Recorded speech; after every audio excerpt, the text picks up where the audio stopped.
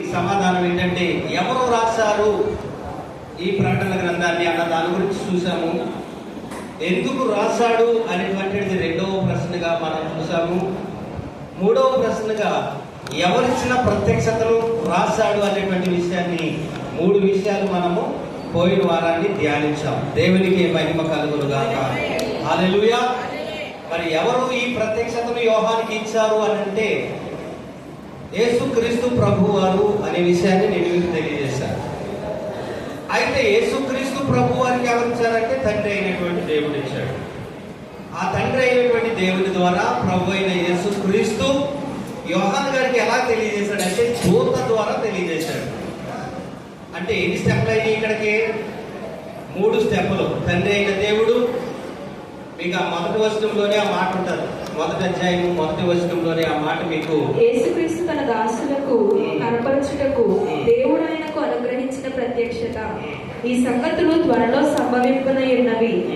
ఆయన తన దూత ద్వారా వర్తమానం పంపి తన దాసుడైన యోహానుకు వాటిని సూచించాడు. ఎవరి ద్వారా వర్తమానం పంపి సూచించాడండి?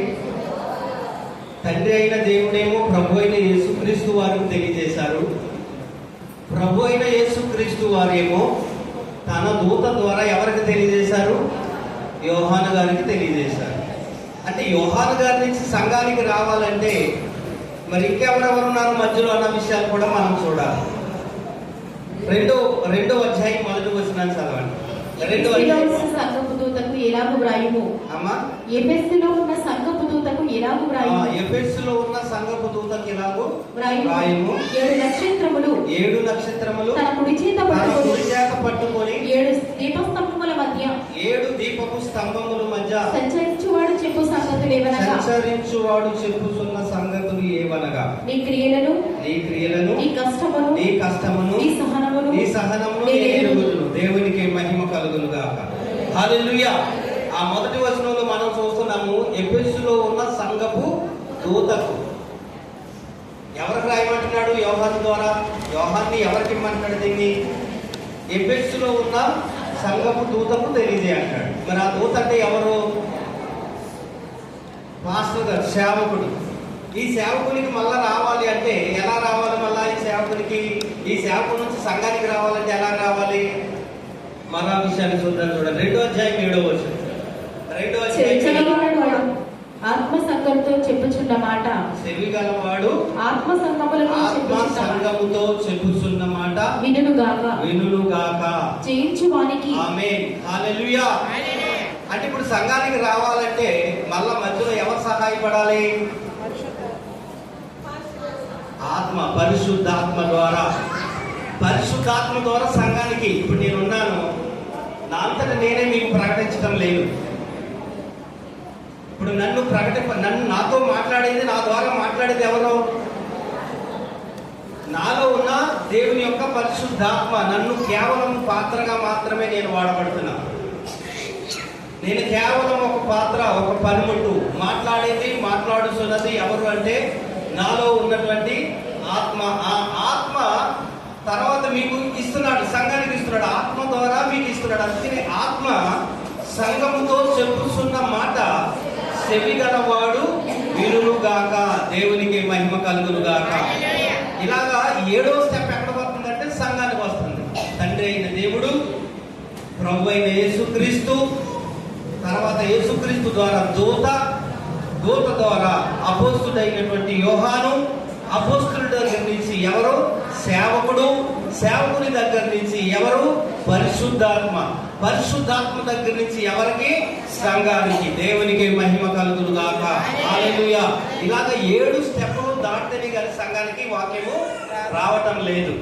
అంటే అందుకనే ఏమన్నారంటే ఈ ప్రకటన గ్రంథాన్ని ఏమన్నారో తెలుసా? మీకు తెలుసా ఏమన్నారు దీన్ని? అమ్మ, ప్రకటన గ్రంథాన్ని ఏమన్నారో మీకు తెలుసా? బుక్ ఆఫ్ 7 ఏడులు పుస్తకం అని అంటారు ప్రకటన గ్రంథాన్ని. బుక్ ఆఫ్ 7 ఏడులు పుస్తకం అని అర్థం. బుక్ ఆఫ్ 7 అంటే అర్థం ఏంటంటే ఏడులు అనేటువంటి పుస్తకం అని అర్థం. ఈ పుస్తకంలో 7 అని పదే మనము చూస్తూ ఉంటాం. కొన్ని మాటలు నేను చెప్తాను చూడండి. 7 సంఘాలు, 7 ఆత్మలు, 7 దీపపు స్తంభములు, 7 నక్షత్రములు, 7 ముద్రలు, 7 కొమ్ములు, 7 కన్నులు, 7 దూతలు, 7 బూరలు, 7 ఉరుములు, 7 తలలు గల మహాఘట సర్పము, 7 తలలు గల క్రూర మృగము, 7 పాత్రలు, 7 రాజులు. ఇలాగా పదే ఈ ప్రకటన గ్రంథంలో 7 అనేటువంటి మాట మనం పదే చూస్తూ ఉంటాం. మరి 7 అనే దానికి అంత ప్రాధాన్యత ఏంటి? అసలు 7లో ఉన్నటువంటి ప్రాముఖ్యత ఏంటి అన్నది కనుక మనం ఆలోచన చేస్తే 7 అనేది సంపూర్ణత. అమ్మా 7 అనే సంఖ్య ఏంటి? మనకి ఒక సంపూర్ణం, లేకపోతే పరిపూర్ణం కాదు కానీ సంపూర్ణం. పరిపూర్ణం అంటేనేమో 9, సంపూర్ణం అంటేనేమో 7. అసలు 7 ఎలా ప్రారంభమైంది అనేది కనుక మనం ఆలోచన చేస్తే, మొట్టమొదటిగా సృష్టిని దేవుడు ఎన్ని రోజుల్లో చేశాడు? 6 రోజుల్లో చేసి 7వ రోజున ఏం చేశాడు? ఆయన విశ్రాంతి తీసుకున్నాడు. దేవునికి మహిమ కలుగును గాక. అంటే సృష్టి యావత్తు కూడా ఎన్ని దినాల్లో ముగించబడింది? 7 రోజుల్లో సంపూర్తి చేయబడింది. కాబట్టి 7 అనేటువంటి ఒక ప్రత్యేకత. మనం ఉన్నది కూడా 7లోనే సంపూర్తి అవుతుంది. మనం ఇప్పుడు మన కాలం కూడా ఇప్పుడు ఎన్నో కాలంలో ఉన్నామంటే 7వ రోజులో ఉన్నాం. మనం ఎన్నో రోజులో ఉన్నాం? 7వ రోజు. ఒక రోజు 1000తో సమానం, 1000 సంవత్సరాలతో సమానం. ఒక రోజు 1000 సంవత్సరాలతో సమానం. మొట్టమొదటిగా మనం చూస్తే ఆది కాండం నుంచి నోవాహు వరకు, అంటే అబ్రహాం వరకు 2000 సంవత్సరాలు. అబ్రహాము నుంచి యేసుక్రీస్తు వరకు 2000 సంవత్సరాలు. యేసుక్రీస్తు నుంచి ఇప్పటి వరకు 2000 సంవత్సరాలు. 6000 సంవత్సరాలు అయిపోయింది. ఇప్పుడు 7వ సంవత్సరంలో మనం ఉన్నాం. అంటే ఎన్నో రోజులు ఉన్నాం మనము? చివరి రోజు, చివరి గడియ, చివరి సమయము, అంత్యకాలంలో, దుర్దినాల్లో, భయంకరమైనటువంటి దినాల్లో మనం వచ్చేసాం. అంటే ఈ రోజుతో సమాప్తం అన్నమాట. ఆ సృష్టి 7 రోజుల్లో ఏ రీతిగా అయితే ఆయన పూర్తి చేసి సంపూర్తి చేసి ముగించాడో, 7 రోజుల్లోనే కూడా ఈ సృష్టి యావత్తు కూడా ముగింపబడుతుంది. 7 రోజుల్లోనే ఈ సృష్టి యావత్తు కూడా ముగించబడుతుంది అన్న విషయాన్ని మనం గుర్తుంచుకోవాలి. ఇప్పుడు మనం 7వ రోజులోకి వచ్చేసాం. అంటే 2000 సంవత్సరాలు దాటేసి ఇప్పుడు ఎన్నో సంవత్సరంలో ఉన్నాం? 2025వ సంవత్సరంలో ఉన్నాం. అంటే 7వ రోజులో, అంటే 7000 సంవత్సరాల్లో మనం ఉన్నాం. దేవునికే మహిమ కలుగును గాక. హల్లెలూయా. ఇది చివరి రోజు, ఇది చివరి గడియ, ఇది చివరి సమయం. ఎడ్జ్లో మనం ఉన్నామన్న విషయాన్ని మీరు గుర్తుంచుకోవాల్సినటువంటి వారై ఉన్నారు. దేవునికే మహిమ కలుగును గాక. ఆ రీతిగా ఇది ప్రకటన గ్రంథము 7 స్టెప్స్ దాటితేనే కానీ సంఘానికి రాలేదు. 7వ స్టెప్ సంఘం. అందుకని ఈ ప్రకటన గ్రంథంలో 7 అనేటువంటి మాటలు మనం పదే చూస్తూ ఉంటాం. ఈ 7 అనేటువంటి మాట ఎందుకంటే సంపూర్ణమైంది కాబట్టి ఆ మాటను పదే ఈ బైబిల్లో, ఈ ప్రకటన గ్రంథంలో ఎక్కువగా ఉపయోగించడం జరిగింది. తర్వాత మనం వేసుకోవాల్సినటువంటి 4వ ప్రశ్న ఏంటంటే, ఈ దినం మనం 4వ ప్రశ్న గురించి ధ్యానం చేయబోతున్నాం. 4, 5, 6, 7 ప్రశ్నలు వేసుకుందాం. అయితే 4వ ప్రశ్న ఏంటంటే, ఎక్కడి నుండి రాశాడు? 5వ ప్రశ్న ఏంటంటే, ఏ దినమున ఈ పత్రికను, ఈ ప్రత్యక్షతను అతను అనుభవించాడు, పొందుకున్నాడు? 6వ ప్రశ్న ఏంటంటే, ఎలాగూ రాశాడు? 7వ ప్రశ్న, రాయవలసిన అవసరత ఏమిటి? ఈ ప్రశ్నలకు ఈ దినాన మనము సమాధానం వెతికేటటువంటి ప్రయత్నం చేద్దాం. మొట్టమొదటిగా 4వ ప్రశ్న, ఎక్కడ నుండి ఈ పత్రికను లేకపోతే ఈ ప్రకటన గ్రంథాన్ని యోహాను గారు రాశారు అనే విషయాన్ని ఒక మొదటి ప్రశ్నగా మనం వేసుకుందాం. 4వ ప్రశ్న ఏంటంటే, ఎక్కడ నుండి యోహాను గారు ఈ యొక్క ప్రకటన గ్రంథాన్ని రాశాడు అనే విషయాన్ని మనము చూడబోతున్నాం. ఒకసారి యోహాను అదే ప్రకటన గ్రంథం 1వ అధ్యాయము 9వ వచనాన్ని ఈ సహోదరుడికి యేసును బట్టి కలుగు శ్రమలోను, రాజ్యములోను, సహనములోను పాలివాడునైన యోహాను నేను దేవుని వాక్యము నిమిత్తమును, యేసును గూర్చిన సాక్ష్యము నిమిత్తమును, పద్మాసు దీపమున పరమాసునైతిని. దేవునికి మహిమ కలుగును గాక. ఎక్కడున్నాడండి యోహాను? ఎక్కడున్నాడు? ఇప్పుడు పద్మాసు దీపంలో ఉన్నాడన్న విషయాన్ని నేను మీకు తెలియజేశాను పోయిన వారం కూడా. పద్మాసులో ఉన్నాడు. పద్మాసు ఎక్కడుందని చెప్పాను? టర్కీకి 70 కిలోమీటర్ల దూరంలో ఉందని చెప్పాను. పద్మాసు అంటే ఏంటది? ఒక ద్వీపం అని చెప్పాను. చుట్టూ సముద్రమే, మధ్యలో మాత్రమే అది ఉంటుంది. ఆ పద్మాసు నిండా ఉండేవి ఏంటంటే విష సర్పాలు, విష పురుగులు, తేళ్లు, పాములు, విషపూరితమైనటువంటి జంతువులు. ఈ పద్మాసుకి ఎందుకు వెళ్ళాడు అంటే ఆయన సావడం లేదు కాబట్టి ఆయన చంపడానికి పద్మాసులో తీసుకెళ్లి పడాతే ఈ పురుగులు కలిసి, ఈ విష పురుగులు పుట్టి, ఈ పాములు కలిసి చచ్చిపోతాడని చెప్పేసి తీసుకెళ్లి అక్కడ పడేశారు యోహాను గారిని తీసుకెళ్లి పద్మాసు ద్వీపంలో. ఒకటి స్నేక్ ఐలాండ్ అని ఒక ఐలాండ్ ఉంది మన ఈ ప్రపంచంలోనే. స్నేక్ ఐలాండ్ ఎక్కడుంది చెప్తారా? ఇది స్నేక్ ఐలాండ్ ఏ దేశానికి సమీపంలో ఉంది? Snake island. అక్కడ అన్ని పాములే. ఆ ఐలాండ్ నిండా కూడా అన్ని ఏముంటాయి తెలుసా? అన్ని పాములే. కాబట్టి దానికి ఐలాండ్కి ఏమని పేరు పెట్టారంటే స్నేక్ ఐలాండ్ అని పేరు పెట్టారు. ఎక్కడుంది అది? బ్రెజిల్ దేశానికి సమీపంలో ఉంది. అక్కడ అన్ని పాములే ఉంటాయి. అలాగే ఈ యోహాను గారిని కూడా ఈ పద్మాసు ద్వీపంలో పడేశారు. ఎందుకంటే పాములు కలిసి చస్తాడు, ఆ తేళ్లు గుట్టి చస్తాడు అనేటువంటి ఉద్దేశంతో ఆ పద్మాసు ద్వీపంలో తీసుకెళ్లి పడవేశారు. అసలు యోహాను ఎందుకు సావట్లేదు అన్న విషయాన్ని గురించి కూడా పోయిన వారం నేను చెప్పాను. యేసుక్రీస్తు ప్రభు వారు పేతురుని అంటాడు, పేతురు నువ్వు ముసలివాడు అయిన తర్వాత నీకు ఇష్టం కాని చోటుకు నిన్ను కట్టి మోసుకొని వెళ్ళిపోతారని చెప్పాడు యేసు ప్రభు వారు పేతురుతో. అప్పుడు పేతురు ఏమన్నాడు? నా గురించి ఏదో చెప్పాడు కదా, నేను ఆనందిద్దాంలే అన్న ఆలోచన లేదు. కానీ ఎవరి గురించి అడిగాడు? మళ్ళా ఎవరి గురించి అడిగాడు? యోహాను గురించి అడిగాడు. సరే నా విషయం చెప్పారు, మీరు ఇతర సంగతి ఏంటి అని అడుగుతాడు. ఎవరి గురించి? యోహాను గురించి. అప్పుడు యేసయ్య ఏమన్నాడు తెలుసా?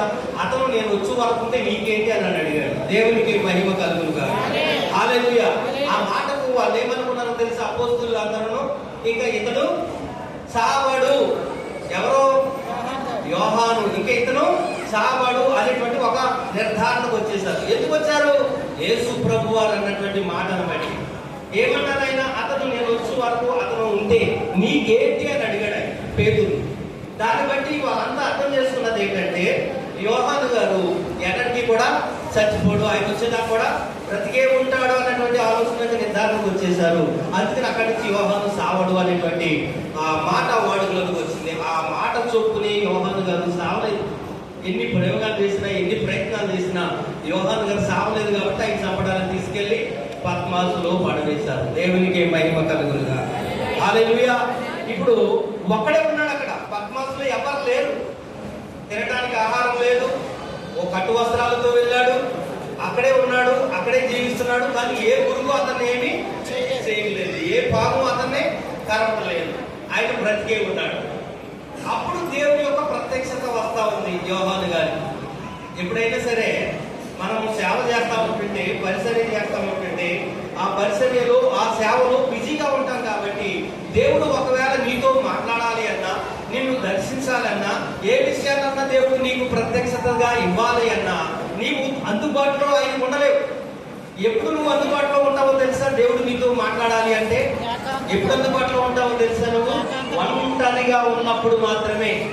ఎప్పుడు అందుబాటులో ఉంటావు? నువ్వు ఒంటరిగా ఉన్నప్పుడు, నిశ్శబ్దముగా ఉన్నప్పుడు, ఏ అలజడి నీలో లేనప్పుడు, ఏ సౌండ్ నీకు వినపడకుండా ఉన్నప్పుడు, నీవు ప్రశాంతంగా ఉన్నప్పుడు మాత్రమే దేవుడు నీతో మాట్లాడటానికి ఆయన ఇష్టపడతాడు. దేవునికి మహిమ కలుగునుగాక.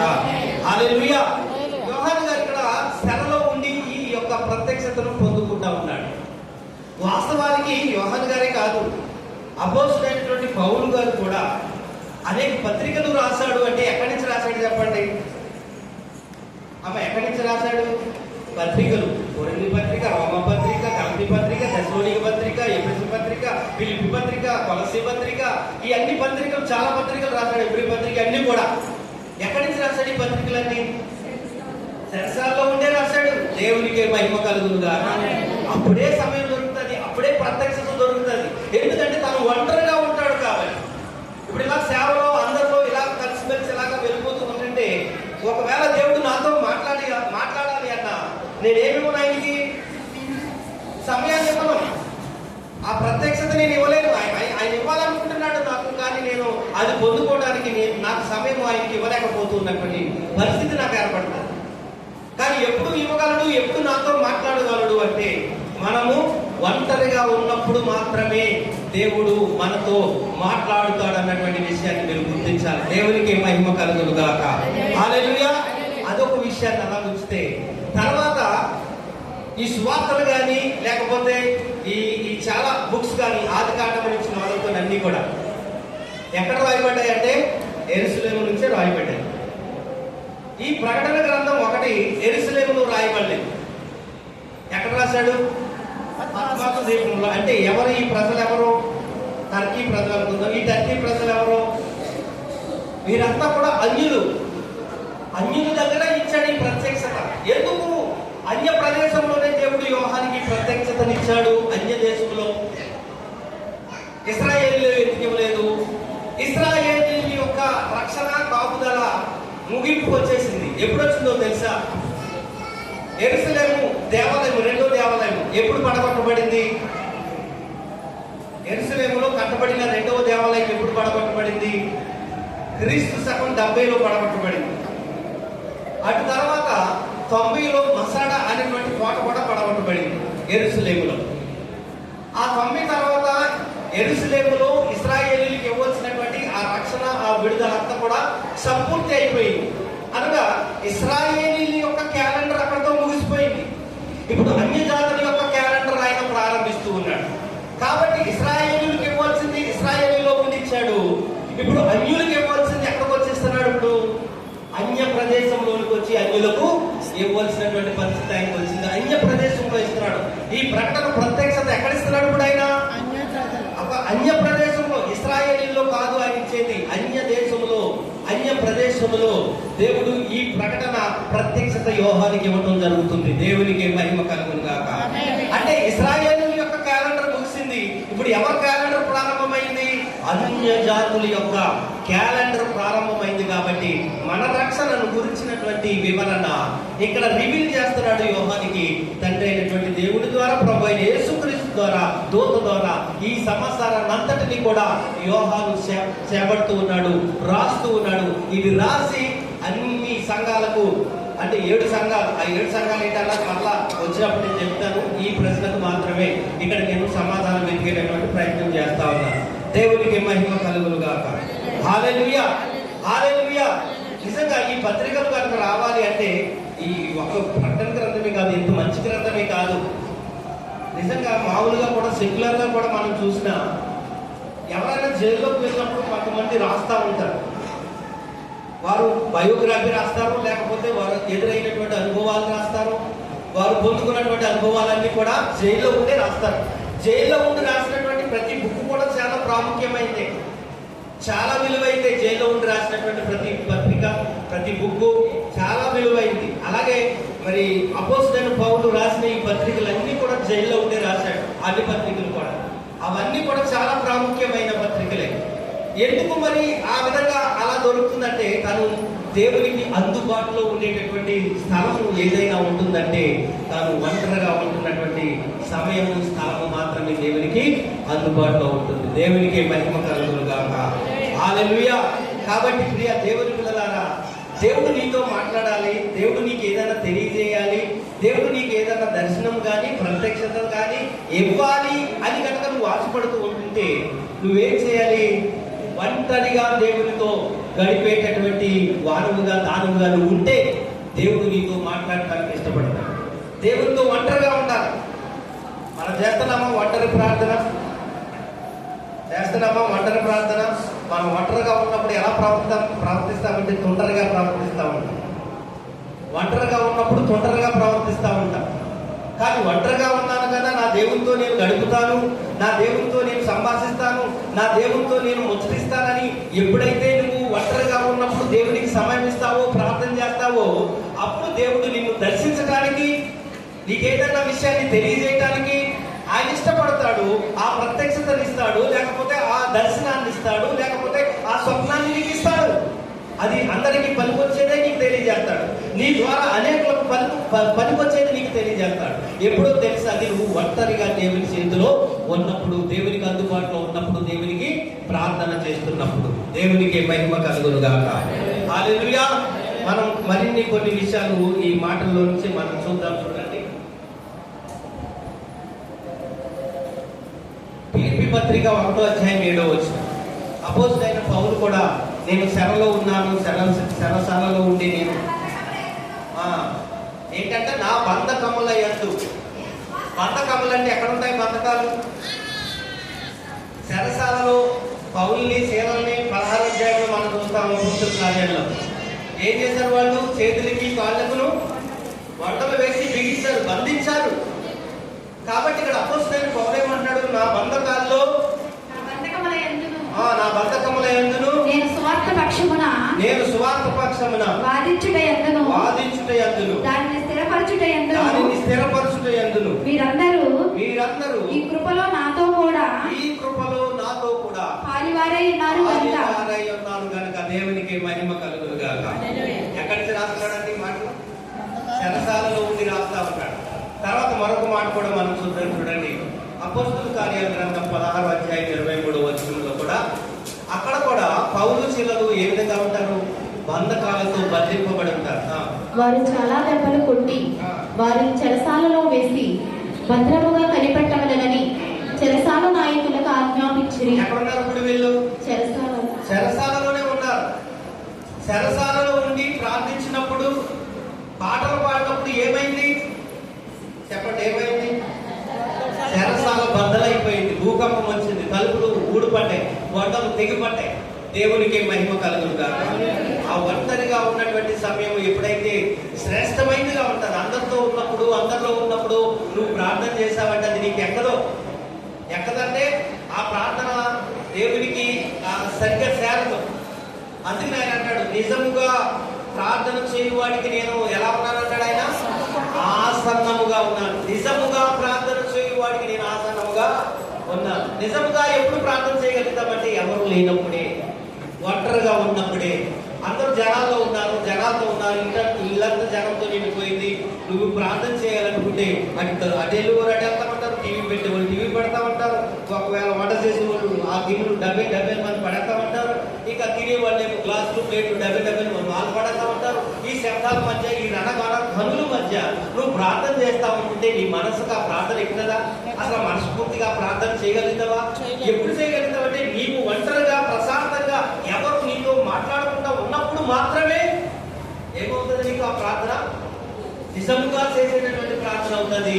ఆ నిజముగా చేసేటటువంటి ప్రార్థన ఎవరైతే చేస్తారో వారికి దేవుడు ఎలా ఉంటాడంట? సమీపముగా ఉంటాడు. అంటే యోహాను ఇప్పుడు ఎలా ఉన్నాడు? యేసయ్య సమీపంగా ఉన్నాడు కాబట్టే యోహానుతో మాట్లాడుతూ ఉన్నాడు. వెనక నుంచి ఒక స్వరం వచ్చిందంట యోహాను గారి ఆయన ప్రార్థనలో ఉన్నప్పుడు. ఏంటి ఆ స్వరము? ఎలా ఉందంటే ఆ స్వరము విస్తారమైనటువంటి జల ప్రవాహముల వంటి ఒక ధ్వని నాకు వినపడగా నేను వెనక్కి తిరిగి చూడగా, అప్పుడు అంటున్నాడు యోహాను, ఎలా కనపడ్డాడంటే ఆయన యేసయ్యకు ఆయనను చూసినప్పుడు ఆయన కన్నులు అగ్ని జ్వాలల వంటి కన్నులుగా నేను చూశాను. ఆయన తల జుట్టు మంచు వలె చల్లని ఉల్లిని పోలినటువంటి జుట్టు, ఆయన వేసుకున్న అంగి పైనుంచి కింద వరకు అంగి వేసుకున్నాడు, పాదాల వరకు దిగుతున్నటువంటి అంగి. తర్వాత ఆయన యొక్క పాదములు ఎలా కనపడ్డాయంట? అగ్నిలో పుటం వేయబడి మండుచున్న ఆ యొక్క అపరంజి వలె ఆయన యొక్క పాదాలు నాకు కనబడ్డవి అన్న మాట ఆయన చెప్తా ఉన్నాడు. దేవునికి మహిమ కలుగును గాక. హల్లెలూయా. ఆ ప్రత్యక్షతను స్వయంగా అనుభవిస్తూ ఉన్నాడు.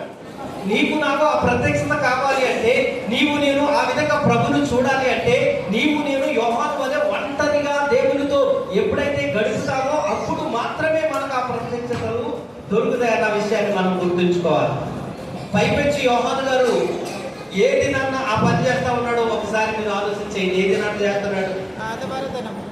అమ్మా, ప్రభు దినము అనగా ఆదివారం. దేవునికి మహిమ కలుగునుగా. మనం ఉంటాం, ఆదివారం వచ్చిందంటే ఎక్కడ లేని పనులన్నీ పెట్టుకుంటాం. ఊర్లకి వెళ్తాం, పెళ్ళిళ్ళకి వెళ్తాం, షికార్లకి వెళ్తాం. ఆదివారం అంతే. ఎక్కడికి రావడం? మనము ఎక్కడ రావడానికి ఇష్టపడము? దేవుడి సన్నిధికి రావడానికి ఇష్టపడము. అనేక మందికి ప్రయాణాలు, పనులు, ఈ యొక్క పెళ్లిళ్ళు, ఈ ఫంక్షన్లు అన్నీ కూడా ఎప్పుడు తగ్గుతాయి చెప్పండి? ఎప్పుడు తగ్గుతాయి? ఆదివారమే తగ్గుతాయి. ఆదివారమే వాళ్ళని పిలుస్తూ ఉంటారు. ఎందుకంటే సాతాను నీవు దేవుని ప్రత్యక్షతను పొందనేమదు, దేవుని మహిమను నీవు అనుభవించనేమదు. కాబట్టి నీకు ఆదివారమే ఇటువంటి అన్ని తీసుకొచ్చి నీ ముందు పెడతాడు. కానీ ఇక్కడ యోహాను గారు ఏ దినాన్న ఈ విధంగా మనం చూస్తున్నామంటే ఏ దినము ఆయన ఈ ప్రత్యక్షతను పొందుతున్నాడంటే అదే 10వ వచనంలో చూడండి. ప్రభు దినమందు ప్రభువు దినమందు. ఆత్మవశుడై. ప్రభు దినం అంటే ఏ దినం అమ్మ? ఏ దినము? ఆదివారము. ప్రభు దినం అంటే ఆదివారము. ఇది ఎక్కడి నుంచి ప్రారంభమైందంటే యేసుక్రీస్తు ప్రభువారు చనిపోయి సమాధి చేయబడి 3వ దినాన్న మృత్యుంజయుడి పునరుద్ధానుడై లేచినటువంటి దినం. అదే ఆదివారం. అదే ప్రభు దినంగా పరిగణించారు ఆ దినాల నుంచి కూడా. దేవునికి మహిమ కలుగునుగా. ఈ ఆదివారం మొట్టమొదటి ప్రత్యక్షత ఒకరు అనుభవించారు. ఎవరు అనుభవించారు? మగ్దలేని మరియా. మీరు ఆ విషయాన్ని చూడండి. మత్తయి సువార్త 28వ అధ్యాయం 1వ వచనంలో ఆ మాట మనం చూస్తాం చూడండి. తెల్లవారుచుండగా మగ్దలేని మరియయు. ఆదివారము తెల్లవారుచుండగా మగ్దలేని మరియా మరి కొంతమంది స్త్రీలు ఎక్కడికి వెళ్ళారు? సమాధి దగ్గరికి వెళ్ళారు. దేవునికి మహిమ కలుగునుగా. హల్లెలూయా. ఆ ప్రత్యక్షత కూడా ప్రభువును కూడా చూడగలిగింది ఈ మగ్దలేని మరియా. ఏ దినాన్ని చూడగలిగింది? ఆదివారం దినాన్ని చూడగలిగింది. యోహాను గారు కూడా ఎలాగో ఏ దినాన్ని చూశాడు? ఈ యొక్క ప్రత్యక్షత ఏ దినాన్ని చూశాడు? ఆదివారం అంటే ప్రభువు దినము. ప్రభువు దినమునందు నేను ఆత్మవశుడనై ఉండగా దేవునికి మహిమ కలుగునుగాక. హల్లెలూయా. యేసుక్రీస్తు ప్రభువారు కూడా తన శిష్యులకు ప్రత్యక్షతలు ఇచ్చేటప్పుడు ఆయన కూడా ఆదివారం రోజునే వీళ్ళంతా ఏం చేశారంటే యెరూషలేములో మేడగదిలో కూడుకొని ప్రార్థన చేస్తా ఉన్నారు. అక్కడికి ఆయన వారి మధ్యకు వెళ్ళిపోయాడు. చూడండి యోహాను సువార్త 20వ అధ్యాయం 19వ వచనం. 20వ అధ్యాయం 19. ఆదివారమున సాయంకాలమున శిష్యులు యూదులకు భయపడి తాము కూడి ఉన్న ఇంటి తలుపులు మూసుకొని ఉండగా యేసు వచ్చి. శిష్యులు ఏం చేస్తారంటే ఆదివారం దినాన్న తలుపులు వేసుకొని అమ్మ ఏం చేస్తున్నారు? శిష్యులు ఆదివారం దినాన్న ప్రార్థన చేస్తూ ఉన్నారు. ఆరాధన చేయటానికి ఒక ఇంటిలో ఒక గదిలో కూడుకున్నారు. కానీ తలుపు తీస్తే ఒక భయం ఉంది వాళ్ళకి. తలుపు తీస్తే ఏంటి ఆ భయం? మమ్మల్ని చంపేస్తారేమో. యూదులు వచ్చి లేకపోతే మన శత్రువులు వచ్చి మనల్ని ఎక్కడ హింసిస్తారో, ఎక్కడ గాయపరుస్తారో, ఎక్కడ వేధిస్తారో, ఏ విధంగా మనకు ఆటంకాలను కలగజేస్తారో. కాబట్టి ఏం చేయాలనుకున్నారు? వారు కూడుకున్న ఆ గది యొక్క తలుపులు మూసుకున్నారు. దేవునికి మహిమ కలుగునుగాక. మూసుకుని దేవుని ప్రభువుని ఆరాధిస్తూ ఉన్నారు, స్తుతిస్తూ ఉన్నారు, ప్రార్థన చేస్తూ ఉన్నారు. అటువంటి సమయంలో యేసుక్రీస్తు ప్రభు అని ఏం చేశారో తెలుసా? వారి మధ్యకి ఆ తలుపులు వేయబడిన తలుపులు అలాగే ఉన్నాయి. వాటిలో వచ్చే ప్రభు వారి మధ్యకి వెళ్ళాడు. దేవునికి మహిమ కలుగునుగాక. అక్కడ అంటున్నాడు మీకు సమాధానం కలుగునుగాక అని వారికి తెలియజేసి తను తాను ఆయన ఏ దినాన్ని ప్రత్యక్షపరుచుకున్నాడు? శిష్యులకు ఆదివారం దినాన్ని ప్రత్యక్షపరుచుకున్నాడు. దేవునికి మహిమ కలుగునుగాక. ఆ దినాన్ని ఎవరు లేరు వారి మధ్యలో? ఎవరు లేరు ఆ మధ్యలో? తోమా లేడు. మరి ఏ పెత్తనానికి వెళ్ళాడు? మరి ఏ పెత్తనాలు ఉంటాయి కదా కొంతమందికి. ఆదివారం ప్రభు దినం కూడుకోకుండా ఆరాధించకుండా తిరిగేవాళ్ళు కొంతమంది ఉంటారు. పెత్తనాలు చేసేవాళ్ళు. అల్ప విశ్వాసం వారికి, అవిశ్వాసం వారికి, పడిపోయే విశ్వాసం వారికి. కాబట్టి వారు ఆ అల్ప విశ్వాసాన్ని బట్టి, అవిశ్వాసాన్ని బట్టి ప్రభు దినం ఇవ్వకుండా ఆయన సన్నిధిలో కూడకుండా కొన్ని పెత్తనాలు చేసేటటువంటి వారు కొంతమంది ఉంటారు. ఎటువంటి వారు అంటే అపనమ్మకస్తులు అంటున్నాడు ఆయనే. ఎందుకు అంటున్నాడు? తోమా చూసి మన రోజున ఏమంటాడు తెలుసా? అవిశ్వాసివి కాక ఎలా ఉండాలంట? విశ్వాసివయుండు. దేవునికి మహిమ కలుగునుగాక. హల్లెలూయా. ఇక్కడ మనం చూస్తాం ఆదివారం దినాన శిష్యులకు ప్రత్యక్షమయ్యాడు. ఆ మాట చదవము. అప్పుడు వారి మధ్యలో తోమా లేడు. అదే 20:19. యోహాను ఆదివారము సాయంకాలమున శిష్యులు యూదులకు భయపడి తాము కూడి ఉన్న ఇంటి తలుపులు మూసుకొని ఉండగా యేసు వచ్చి మధ్యను నిలిచి మీకు సమాధానము కలుగునుగాక అని దేవునికి మహిమ కలుగునుగాక. మీకు సమాధానం కలగాలి, శాంతి కలగాలి, నెమ్మది కలగాలి అంటే ఈ ప్రభు దినాన్ని ఎవరికి ఇవ్వాలండి? మనము అమ్మ ఆదివారం ప్రభు దినాన్ని ఎవరికి ఇవ్వాలి? మనము ప్రభువుకి ఇచ్చేది, దేవునికి ఇచ్చేది ఈ దినాన్న. అది మనం దొంగిలించకూడదు. తోమలాగా మనం దాన్ని వాడుకోకూడదు. తోమలాగా మనం వాడుకుంటే ఏమవుతామో తెలుసా? మనము అవిశ్వాసులమై ఉంటాము. అల్ప విశ్వాసులమై ఉంటాము. ప్రభు చేత గద్దింపబడేటటువంటి వారుగా మనం ఉంటాము. అయితే ఇక్కడ తోమా లేడు. తర్వాత 26వ వచనం చదవం అదే అధ్యాయంలో. యోహాను 26వ వచనం. 8 దినములైన తరువాత ఆయన శిష్యులు మరలా లోపల ఉన్నప్పుడు, మళ్ళా 8 దినములైన తర్వాత అంటే ఇప్పుడు మళ్ళా ఎప్పుడు కూడుకున్నారు? మళ్ళా ఆదివారమే. మళ్ళీ ఎప్పుడు కూడుకున్నారు వీళ్ళు? మళ్ళా ఆదివారమే కూడుకున్నారు. మళ్ళా ఆదివారం కూడుకున్నప్పుడు అప్పుడు యేసుక్రీస్తు ప్రభు వారు ఏం చేశారంట? చదవమాట.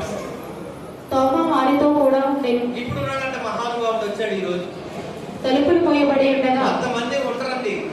కొంతమంది ఒక ఆదివారం మిస్ అవుతారు కదా, వారు కొన్ని పోగొట్టుకుంటారు. వాళ్ళు నిజంగా ఆదివారము దేవుని సన్నిధిని మిస్ అయ్యేవారు దేవుని యొక్క సమాధానాన్ని పోగొట్టుకుంటారు, దేవుని యొక్క సన్నిధిని పోగొట్టుకుంటారు.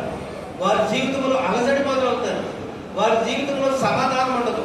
వారి జీవితం కుదురుండదు. ఎన్నో సమస్యలు, ఎన్నో ఇరుకులు, ఎన్నో ఇబ్బందులు, ఎన్నో శోధనలు వారిని వెంటాడుతూ ఉంటాయి.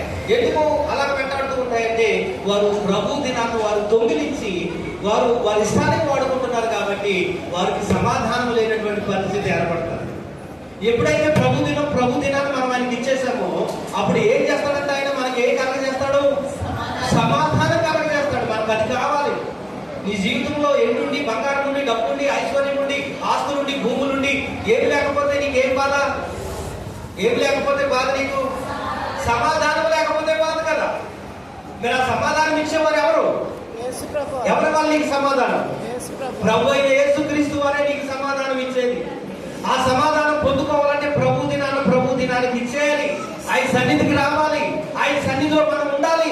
అప్పుడు మన మధ్యలో ఆయన నుండి మనకు సమాధానాన్ని ఇస్తాడు, శాంతినిస్తాడు, నెమ్మదినిస్తాడు. దేవునికి మహిమ కలుగునుగా. ఈ 2వ ఆదివారం కూడుకున్నప్పుడు ఇప్పుడు ఏమయ్యాడంటే తోమా గారు ఎక్కడి నుంచి వచ్చాడు? పాపం వచ్చాడు మొత్తం. ఈ 2వ ఆదివారం వచ్చాడు. వచ్చినప్పుడు మళ్ళా యేసుక్రీస్తు ప్రభు వారు మళ్ళా ఆదివారమే. మరి మధ్యలో ఎక్కడ ప్రత్యక్షమైనట్టు ఉందా వాళ్ళకి? అమ్మా ఉందా? లేదు. ఆదివారం ప్రత్యక్షమయ్యాడు.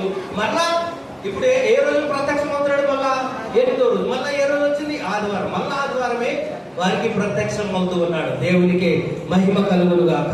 ఆ ఆదివారము ఈ తోమా గారు కూడా ఈ శిష్యులతో పాటు ఉన్నారు. ఉన్నప్పుడు ఏమంటున్నాడు చెప్పండి? తలుపులు మూయబడి ఉండగా యేసు వచ్చి మధ్యన నిలిచి, మీకు సమాధానము కలుగునుగా. అలా సమాధానం చూడండి. ఆదివారం మనం ఎప్పుడైతే దేవునికి ఇస్తామో అప్పుడు మనం సమాధానం కలిగి ఉంటామండి, నెమ్మది కలిగి ఉంటాం, శాంతి కలిగి ఉంటాం, ఆరోగ్యాన్ని కలిగి ఉంటాం. కాబట్టి ప్రభు దినాన్ని ఎవరు కూడా దొంగిలించకండి. యోహాను కూడా పద్మాసు దీపంలో ఏ దినాన ఈ ప్రత్యక్షతను పొందుకున్నాడు? అమ్మ ఏ దినాన్ని పొందుకున్నాడు ఈ ప్రత్యక్షత? ఆదివారం రోజునే. దేవునికి మహిమ కలుగును గాక. హల్లెలూయా. చదవమాట. అప్పుడు యేసు ప్రభు వారి మధ్యలో నిలబడి మీకు సమాధానం కలుగును గాక అని చెప్పి అప్పుడు తోమాతో అంటున్నాడు. తరువాత తోమాను చూచి, నీ వేలు ఇటు చాచి నా చేతులు గాయాల్లో నా ప్రక్కలో పెట్టి చూడుము. అవిశ్వాసివి కాక విశ్వాసివై ఉండమని చూసి నమ్మిన వారి కంటే చూడక నమ్మిన వారు ధన్యులన్న మాటను ఆయన అక్కడ తెలియజేస్తా ఉన్నాడు. దేవునికి మహిమ కలుగును గాక. హల్లెలూయా, హల్లెలూయా. ప్రియ దేవుని పిల్లలారా, దేవుని సన్నిధిని పోగొట్టుకుంటే దేవుని చేత గద్దింపబడతాము. ఎన్ని మాటలు అన్నాడు అక్కడ యేసు ప్రభు తోమాను?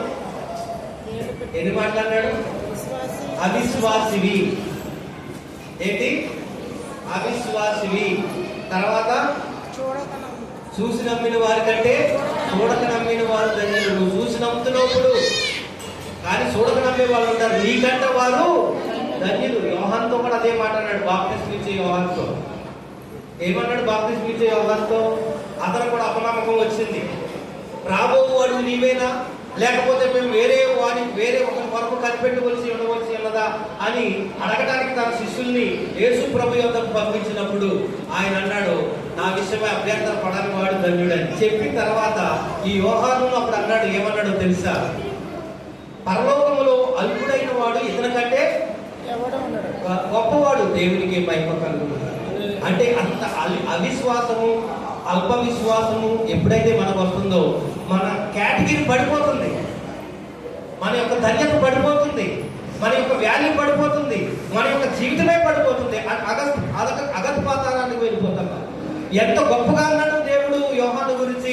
స్త్రీలు కలిగిన వారిలో యోహాను కంటే గొప్పవాడు లేడన్నాడు. కానీ ఇక్కడికి వచ్చేసరికి మళ్ళా ఎప్పుడైతే యోహాను ఈ విధంగా అనుమానంతో శిష్యులు పంపించి అడిగించాడు, అప్పుడు అంటున్నాడు, పరలోకంలో నీ అల్పుడైన వాడు నీకంటే గొప్పవాడు అని చెప్తున్నాడంటే ఎంతగా దిగజారిపోయిందో పరిస్థితి ఒకసారి ఆలోచించేయండి. ఎప్పుడైతే మనం ప్రభు సన్నిధికి వస్తామో, ఆదివారం వస్తామో, విశ్వాసంతో నింపబడతాం, ఆత్మతో నింపబడతాం. మండుతున్నటువంటి కట్టెలతో మనం ఉన్నప్పుడు మనం కూడా మండుతాం, ఆరిపోయిన స్థితిలో ఉన్నప్పుడు. అలాగే నువ్వు పచ్చిగట్టిగా ఉన్నా, ఆరిపోయిన స్థితిలో నువ్వు దేవుని సన్నిధికి వచ్చిన ఈ ఆరాధన ద్వారా, ఈ స్థితి ద్వారా, ఈ ప్రార్థన ద్వారా, ఈ వాక్యం ద్వారా నువ్వేమవుతావు అంటే మండింపబడతావు, వెలిగింపబడతావు, అందరితో కలిసి ఉజ్జీవింపబడతావు. ఆదివారం దేవుని సన్నిధికి వస్తాయి. అలా కాకుండా నువ్వు ఆదివారం దేవునికి ఇవ్వకుండా నీ ఇష్టాలను వచ్చినట్టుగా నీ పనులు నువ్వు చూసుకుంటే అవిశ్వాసం అవుతావు, అల్ప విశ్వాసం అవుతావు. ప్రభు నిన్ను గద్దించవలసినటువంటి సమయం వస్తుంది. నీ కేటగిరీ తగ్గిపోద్ది, నీ పరిస్థితి తగ్గిపోద్ది, నీ పొజిషన్ కూడా కిందకి దిగజారిపోయినటువంటి పరిస్థితి వస్తుంది. కాబట్టి అటువంటి పరిస్థితి రాకుండా ఉండునట్లుగా ప్రభు దినాన్ని మనం ఏం చేయాలి? యోహాను వలె ఏం చేయాలి? మనము ప్రభుని ప్రార్థన చేయాలి, ప్రభుతో గడపాలి, ప్రభుతో మనం ఉండాలి. అప్పుడే మన యొక్క కేటగిరీ పెరుగుతుంది. మనతో మాట్లాడతాడు దేవుడు, మనల్ని అభిషేకిస్తాడు దేవుడు, మనల్ని బలపరుస్తాడు దేవుడు. దేవునికి మహిమ కలుగును గాక. ఎలా ఉన్నాడంటే యోహాను గారు ప్రభు దినాన్న ఎలా ఉన్నాడంటమ్మా? ఆత్మవశుడనే ఉండగా అన్నటువంటి మాటను మనం చూస్తున్నాం. దేవునికి మహిమ కలుగును గాక. హల్లెలూయా. ఆత్మవశములోనికి వెళ్ళిపోయాడు అంటే తన ఆధీనంలో తను లేడు. ఇప్పుడు మనం ఎవరి ఆధీనంలో ఉన్నాం చెప్పండి? నువ్వు అంటావు నేను నా ఆధీనంలోనే ఉన్నానంట కదా.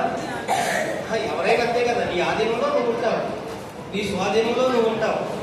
కానీ ఇక్కడ యోహాను ఎవరి ఆధీనంలోకి వెళ్ళిపోయాడు? ఎవరి స్వాధీనంలోకి వెళ్ళిపోయాడు? ఆత్మ స్వాధీనంలోకి వెళ్ళిపోయాడు. ఆత్మవశుడనై ఉన్నాను అంటాడు. అక్కడ ఎలా ఉన్నాడంట? ఎప్పుడైతే ప్రభుతో మనం గడుపుతామో, ప్రార్థన చేస్తామో, స్తుతిస్తామో, ఆరాధిస్తామో, మనం ఎవరి వశంలోకి వెళ్ళిపోతాము? ఆత్మవశంలోనికి వెళ్ళిపోతాం. నువ్వు అలా గడపకుండా ఉంటే, నీ వశంలో నీవే ఉంటే ఎటువంటి ప్రత్యక్షత నీకు దొరకదు. నువ్వు ఎవరి వశంలోనికి వెళ్ళాలి? ఆత్మవశంలోనికి వెళ్ళాలి. ఆత్మవశంలోనికి నువ్వు వెళ్ళాలంటే నువ్వు దేవునితో గడపాలి, ఏకాంతంగా గడపాలి, ఒంటరిగా గడపాలి.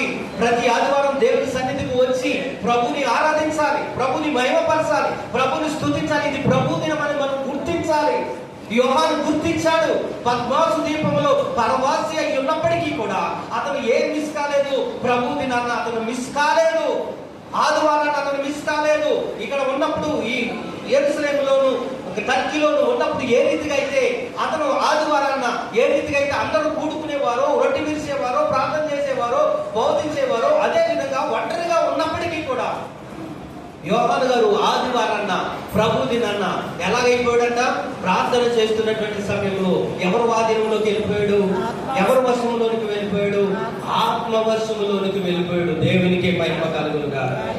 హల్లెలూయా. నీవు నేను వెళ్ళిన ఆ సమయం ఎప్పుడైనా ఉందా? ఆత్మవశంలోనికి నేను వెళ్ళాను అని చెప్పగలిగేటటువంటి స్థితి మనకి ఏదైనా ఉందా?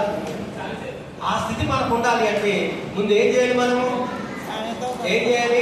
ఒంటరిగా ప్రభుతో గడిపేటటువంటి అనుభవం మనకు ఉండాలి. యోహాను లాగా ఎప్పుడైతే ఒంటరిగా ప్రభుతో గడిపే అనుభవం మనకు ఉంటుందో అప్పుడు మనం ఎవరి ఆధీనంలోకి వెళ్తామంటే ఆత్మ ఆధీనంలోకి వెళ్తాం, ఆత్మ స్వాధీనంలోకి మనం వెళ్తాం.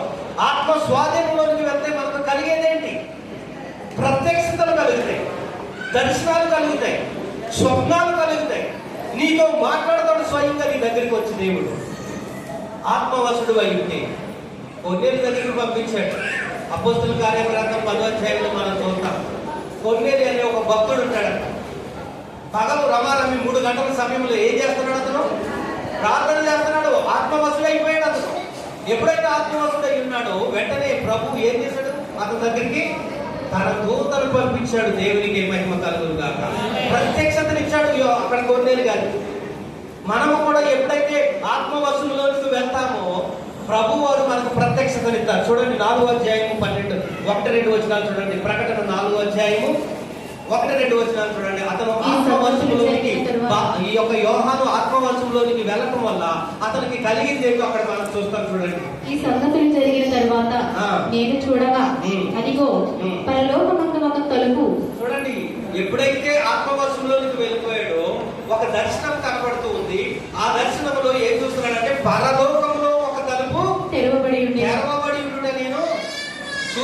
చదువుతున్నాను, చదవమ్మా. మరియు నేను ఆ. మొదట వినిన స్వరము మొదటి వినిన స్వరము గురాధ్వని వలె బోరధ్వని వలె నాతో మాట్లాడుగా నాతో మాట్లాడుట వింటిని. వింటిని. అంటే మొదటగా వచ్చినప్పుడు ఎలాగా వినిపించింది ఆ సౌండ్? దేవుని స్వరం ఎలా వినిపించింది? విస్తార జల ప్రవాహముల వలె వినిపించింది. ఇప్పుడు రెండోసారి మళ్ళా ఆత్మవశుడై ఉన్నప్పుడు పరలోకము ద్వారము తెరవబడిట, అక్కడ నిలబడిన ఒక ఆయన చూశాడు. ఆయన ఎలా మాట్లాడుతున్నాడంట? ఘోర ధ్వని వంటి స్వరముతో మాట్లాడుట వింటిని. ఆ మాటలాడిన వాడు ఇక్కడికి ఎక్కి రమ్ము, ఇక మీదట జరగవలసిన వాటిని నీకు నీకు కనపరిచేదనని వెంటనే నేను ఆత్మవశుడనైతే. ఎలా ఉన్నాడంట? అమ్మ ఎలా ఉన్నాడు? ఆత్మవశుడు. ఎప్పుడైతే మనము ఆత్మ స్వాధీనంలోనికి వెళ్తామో ఆ ఆత్మ మనల్ని తీసుకొని పోతాడు, ఎక్కడెక్కడికో తీసుకొని పోతాడు. నీకు పరలోకం చూపించవచ్చు, పరదేశం చూపించవచ్చు, పాతాళం కూడా చూపించవచ్చు, నరకం కూడా చూపించవచ్చు, తండ్రి అయిన దేవుడు ఎలా ఉంటాడో చూపించవచ్చు, ప్రభు అయిన యేసు ఎలా ఉంటాడో చూపించవచ్చు, దేవతతో లోకం ఎలా ఉంటుందో నీకు చూపించవచ్చు. ఎప్పుడు ఇది నీకు జరుగుతుంది? ఎప్పుడు ఇది నీకు కలుగుతుందంటే నువ్వు ఆత్మవశుడు అయి ఉన్నప్పుడు మాత్రమే కలుగుతుంది. కానీ నలుగురితో పాటు అస్తశమాలు ఆడుకుంటూ ముచ్చట్లు పెట్టుకుంటూ అవి చేసుకుంటూ ఉంటే నీకు ఇది కలగదు. ఈ ప్రత్యక్షత నీకు కలగదు. ఎలా గడపాలి? నువ్వు దేవునితో ఒంటరిగా గడపాలి, ప్రార్థనలో గడపాలి, ప్రభుతో గడపాలి. ఎప్పుడైతే నువ్వు ఆ ప్రార్థనలో ఆత్మవశుడు అయిపోతావో, ఆత్మవశుడిలోనికి వెళ్తావో, ఆ ఆత్మ నిన్ను ఎక్కడెక్కడికో తీసుకొని వెళ్తాడు. ఇప్పుడు యోహాన్ని, ఈ ఆత్మవశుడు అయినటువంటి యోహాన్ని ఎక్కడ తీసుకొని వెళ్ళిపోయింది? ఆమె ఎక్కడ తీసుకొని వెళ్ళిపోయింది? పరలోకానికి తీసుకొని వెళ్ళిపోయింది. దేవునికే మహిమ కలుగును గాక. హల్లెలూయా. మరొక మాట కూడా చూద్దాం చూడండి. 21:10 కూడా చదవండి. అదే ప్రకటన 21:10 కూడా చదవండి. ఆత్మవశుడైన నన్ను ఎత్తైన గొప్ప పర్వతము మీదకి కొనిపోయి. ఆత్మవశుడైన నన్ను చూడండి. ఇక్కడ కూడా ఏమంటాడు యోహాను? నా వశములో ఉన్న నన్ను అంటలేదు, నా ఆధీనంలో ఉన్న నన్ను అంటలేదు. అక్కడ ఎవరు ఆధీనంలోనికి వెళ్ళాడని చెప్తున్నాడు? నేను ఆత్మవశంలోనికి వెళ్ళిపోయాను, ఆత్మాధీనంలోనికి నేను వెళ్ళిపోయాను. ప్రార్థనలో నా ఆత్మతో నా ప్రభు ఆత్మ లంఘనయ్యబడింది, మా ఆత్మ ఆయన ఆత్మతో కలిసిపోయింది. ఆ ఆత్మ వశంలోనికి నేను ఎప్పుడైతే వెళ్ళానో అప్పుడు అన్న మాటను ఆయన తెలియజేస్తా ఉన్నాడు. ఎత్తైన గొప్ప పర్వతము మీదకి కొనిపోయి యెరూషలేము అను పరిశుద్ధ పట్టణము దేవుని మహిమ గలదై పరలోకమందున్న దేవుని యొద్ద నుండి దిగి వచ్చుట నాకు చూపెను. దేవునికి మహిమ కలుగును గాక. ఎవరు చూడలేని అని చూస్తున్నాడండి. ఈ నూతన యెరూషలేము అనేటువంటి ఈ పరిశుద్ధ పట్టణము ఎవరు చూడలేదు. అనుకోవాలి, ఎవరు కూడా చూడలేదు. ఆయన దాన్ని సిద్ధపరుస్తున్నాడు. దాని ఎత్తు, దాని పొడుగు, దాని వెడల్పు అంతా కూడా ఒకేలా ఉంటుంది నూతన యెరూషలేము. అంటే ఒక్కొక్క దాని గురించి నేను వివరించాలంటే చాలా టైం పడుతుంది. అందుకనే నేను మీకు ఇలా లైట్గా వెళ్తా ఉన్నాను. నూతన యెరూషలేము గురించే చెప్పాలంటే అది ఒక రోజు ప్రసంగం పడుతుంది. నూతన యెరూషలేము ఎలా ఉంటుంది? దీనికి నా భూమిలా చుట్టదు, అది తిరగదు. అది ఎప్పుడు ఒక చోట ప్లేస్ చేయబడింది, పునాదులు వేయబడినటువంటి పట్టణం. అది యెరూషలేము, నూతన యెరూషలేము పట్టణము పునాదులు వేయబడినటువంటి పట్టణం. 12 పునాదుల మీద 12 గుమ్మములు ఉన్నటువంటి పట్టణం అది. అంటే ఒక చోట ప్లేస్ చేయబడింది. అది ఇప్పుడున్న ఈ భూమి, దీనికి పునాది లేదు. నువ్వు అంతరిక్షానికి వెళ్ళి చూడు, చంద్రమండలానికి వెళ్ళి చూడు, ఈ భూమి ఎలా కనపడుతుంది నీకు? గాలితో దేకుండా తిరుగుతూనే ఉంటుంది. అంటే దీనికి పరుపుని కూడా లేడు, కింద స్తంభం లేదు, పైన తాడు లేదు, కానీ మధ్యలో ఏలాడతాం. కానీ నూతన యెరూషలేము అలాంటిది కాదు. ఇది ఎలా ఉంది? భూమి ఎలా ఉంటుంది చెప్పండి? ఎలా ఉంటుంది? గుండ్రంగా ఉంటుంది. కానీ నూతన యెరూషలేము ఎలా ఉంటుంది? 12 గుమ్మలు అంటే చతురస్రాకారం. చెప్పండి ఎలా ఉంటుంది? స్పెరికల్ అంటే చతురస్రాకారం, 4 ఆకారం ఒకేలా ఉంటుంది. అది ఎలా ఉంటుంది? అది ఈ భూమి తన చుట్టూ తాను తిరుగుతూ సూర్యుని చుట్టూ తిరుగుతుంది. కాబట్టి మనకు రాత్రి కాకులు అనేది వస్తుంది. కానీ నూతన యెరూషలేము అలా తిరగదు. అది ఎందుకంటే ప్లేస్ చేయబడి ఒక చోట, పునాదులతో కట్టబడింది. అది ఒక చోట, అది స్పెరికల్ గా ఉంది ఒక చోట, అది తిరిగేది కాదు. కాబట్టి దానికి ఎల్లప్పుడూ ఏముంటుంది చెప్పండి? ఏముంటుంది? వెలుగే ఉంటుంది. చీకటి ఉంటుంది దానికి. అర్థం అవుతుందా నా మాట? అంటే నేను అక్కడికి వెళ్ళలేదు, ఇంకా దాని గురించి చెప్పినప్పుడు మీకు వివరాలని చెప్తున్నాను. కానీ అది వచ్చింది కాబట్టి ఆ మాట నేను కొన్ని మీకు గుర్తు చేస్తా ఉన్నాను. దేవునికి మహిమ కలుగును గాక. హల్లెలూయా. ప్రియ దేవుని పిల్లలారా, ఎప్పుడైతే మనము ఆత్మ వశంలోనికి వెళ్తామో దేవుడు మనకి ఏమిస్తాడు? చెప్పండి, ఏమిస్తాడు? ప్రత్యక్షతలు ఇస్తాడు. ఆ విషయాన్ని మనం గుర్తుంచుకోవాలి. నీకు ప్రత్యక్షత రావాలంటే ఊరికినే రాదు. త్యాగం చేయాలి, సమయాన్ని త్యాగం చేయాలి, ఒంటరి జీవితాన్ని గడపాలి, ప్రభుతో సహవాసం కలిగి ఉండాలి, ప్రభుని ప్రార్థన చేస్తూ ఉండాలి. అంతేగాని నువ్వు సహజీవనం చేస్తూ అందరితో గడుపుతూ కుటుంబంతో ఉంటూ నాకు ప్రత్యక్షత కావాలి, నాకు దర్శనం కావాలి, నాకు అది కావాలి, వరం కావాలి, ఫలం కావాలంటే రాదు. మనం కూడా కొంత త్యాగం చేసినప్పుడు మనం దేవుడి నుంచి కొన్ని పొందుకునేటటువంటి వారుగా ఉంటామన్న విషయాన్ని మనం గ్రహించవలసినటువంటి వారమై ఉన్నాం. దేవునికి మహిమ కలుగును గాక. హల్లెలూయా. ఇక్కడ ఏం చూస్తున్నాడు? ఆత్మవశుడై ఉన్నప్పుడు ఎవరో చూడని చూస్తున్నాడు. ఏంటది? నూతన యెరూషలేమును చూస్తా ఉన్నాడు యోహాను గారు. మళ్ళీ అదే విషయం చూద్దాం. మరొక విషయం 17వ అధ్యాయం 3వ వచనం.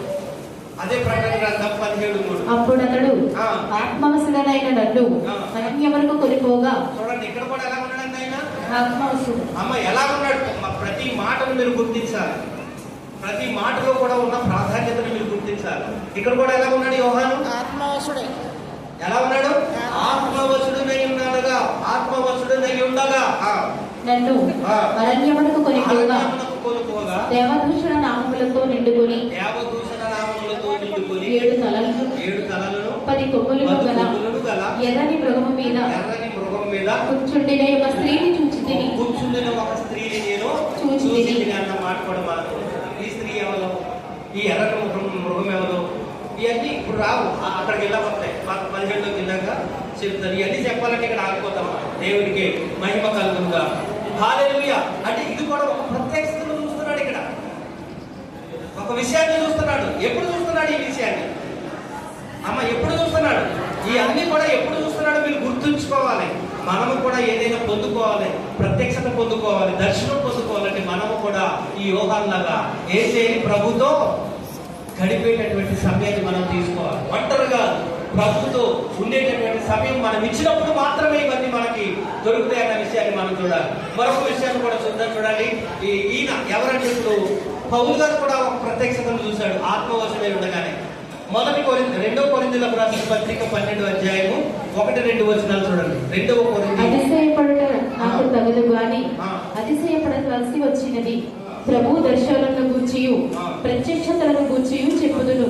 ప్రభువు దర్శనమును గూర్చియు ప్రత్యక్షతలను గూర్చియు చెప్పుదును. క్రీస్తునందున్న ఒక మనుష్యుని నేను ఎరుగుదును. క్రీస్తునందున్న ఒక మనుషుని నేను ఎరుగుదును. అతడు నిజంగా వాస్తవానికి ఇది ఎవరి గురించి చెప్తున్నాడు? ఇది ఎవరి గురించి చెప్తున్నాడు? ఈ మాట తన గురించే చెప్పుకుంటున్నాడు. కానీ ఏమని చెప్పుకుంటున్నాడు? ఒక మనిషి ఏమని చెప్పుకుంటున్నాడు పౌలు? నేను అన్న మాట అసలు ఉపయోగిస్తాను. చూడండి, ఇక్కడ కొంతమంది ఉంటారు నేను నాది అన్న మాట ఉపయోగిస్తూ ఉంటారు. ఎప్పుడు నేను నాది అన్న మాట వచ్చింది అప్పుడే పడిపోయినట్టు వాళ్ళు. నేను నాది అనే మాట వచ్చిందంటే పడిపోయేవని అర్థమే. నువ్వు అక్కడే పడిపోయావు. ఎప్పుడు కూడా నేను నాదనే మాట మనం ఎప్పుడు కూడా ఉపయోగించకూడదు. కొంతమంది అంటారు నాది, నేను, అన్నిటికీ నేను అన్న మాట ఉపయోగిస్తారు, నేను అనే మాట ఉపయోగించకూడదు.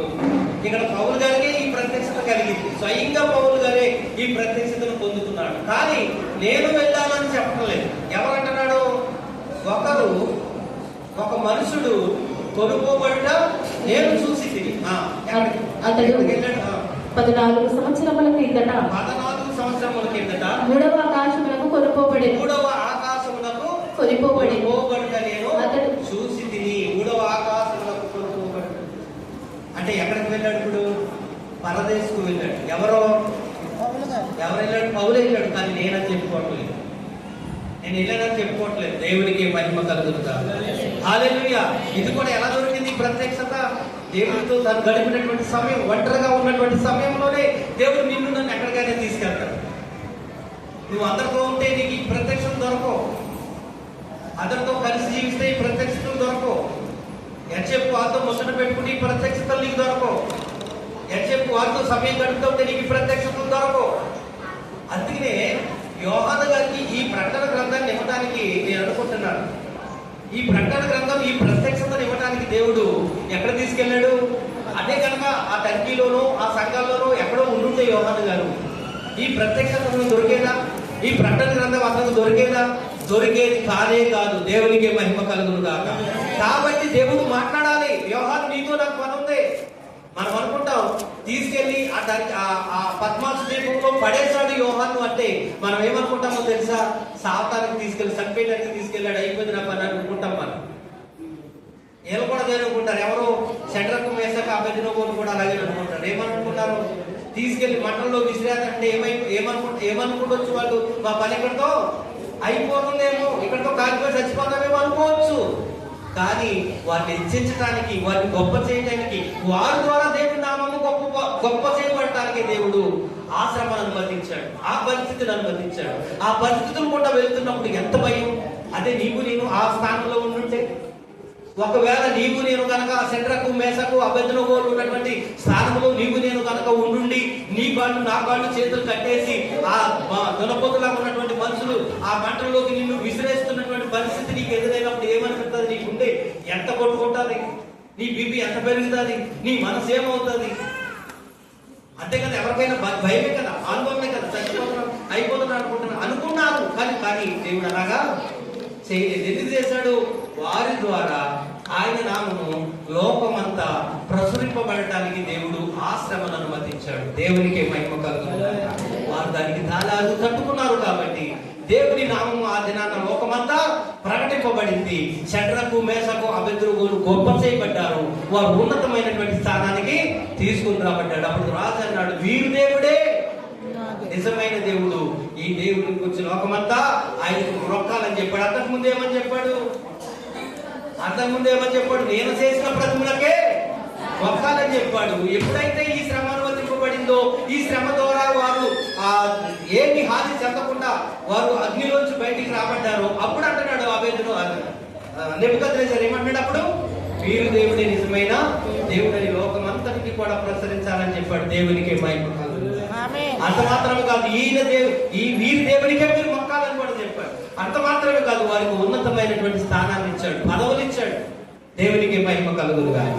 అలాగే యోహాను గారిని ఇప్పుడు పద్మాసు ద్వీపంలో తీసుకెళ్లి పడేస్తున్నటువంటి ఉద్దేశం ఏంటి? వారు పడేస్తున్న వారి ఉద్దేశం ఏంటి చెప్పండి? పద్మాసు ద్వీపంలో ఈ యోహాను గారిని తీసుకెళ్లి పడేస్తున్నటువంటి వారి ఉద్దేశం ఏంటి? చంపేయాలి. ఈ పని అయిపోయింది, ఇక్కడతో కథం అయిపోయింది, ఈ పని అయిపోయింది, ఇక్కడతో ఇక చచ్చిపోతాను, ఇంకా అంతే, తప్పలేదు కదా, ఇప్పుడు అయ్యే కలిసి చచ్చిపోతామని చెప్పేసి తీసుకెళ్ళారు.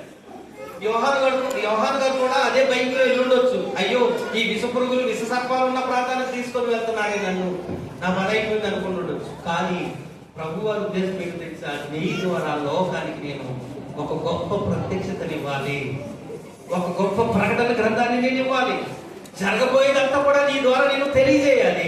అది నేను తెలియజేయాలంటే నువ్వు ఈ లోకంలో ఉంటే నా మాట వినవు, నా ప్రత్యక్షత కూడా నీకు దొరకదు, నేను కూడా నీతో మాట్లాడలేను. కాబట్టి నువ్వు ఎలాగెళ్ళాలి? ఇప్పుడు ఒంటరిగా వెళ్ళాలి, ఎవరు లేని స్థానానికి వెళ్ళాలి, నువ్వు నాతో గడపాలి. అప్పుడు నేను నీకు ఆ ప్రత్యక్షత ఇవ్వాలని చెప్పేసి దేవుడు తీసుకెళ్లి యోహాను తీసుకెళ్లి అక్కడే ఇచ్చాడు అని నేను అనుకుంటున్నాను. అదే అవుతుంది, కరెక్ట్, అది కూడా కరెక్ట్. దేవుడికి మహిమ కలుగును గాక. ఈ ప్రకటన గ్రంథం ఇవ్వటానికి, ఈ ప్రత్యక్షతను ఇవ్వటానికి దేవుడు యోహాను తీసుకెళ్లి పద్మాసు ద్వీపంలో వేయించాడు. నీ జీవితంలో, నా జీవితంలో, నీకు నాకు కొన్ని కష్టాలు, బాధలు, ఇరుకులు, ఇబ్బందులు, శోధనలు రావచ్చునేమో, వస్తున్నట్టు మింగేస్తున్నట్టు, అవి రోగాలు నిన్ను మింగేస్తున్నట్టు అనిపిస్తున్నాయేమో. కానీ దేవుడు నిన్ను వాటిలోంచి తప్పించి ఉన్నతమైనటువంటి స్థితికి రప్పించడానికి దేవుడు నీ జీవితంలో, నా జీవితంలో వాటిని అనుమతిస్తున్నాడని ఆలోచించుకొని ప్రార్థన ద్వారా వెలుగు కలిగి ప్రార్థన జీవితాన్ని ఎప్పుడైతే మనం కలిగి ఉంటామో దేవుడు అప్పుడు మనం గొప్పగా హెచ్చిస్తాడు, మనతో మాట్లాడతాడు, మన ద్వారా గొప్ప విషయాలను లోకానికి తెలియజేస్తాడు. అట్టి కృప దేవాది దేవుడు మనందరికీ అనుగ్రహించును గాక. ఆమేన్. అందరి తలలు ఉంచుకోండి, కళ్ళు మూసుకోండి.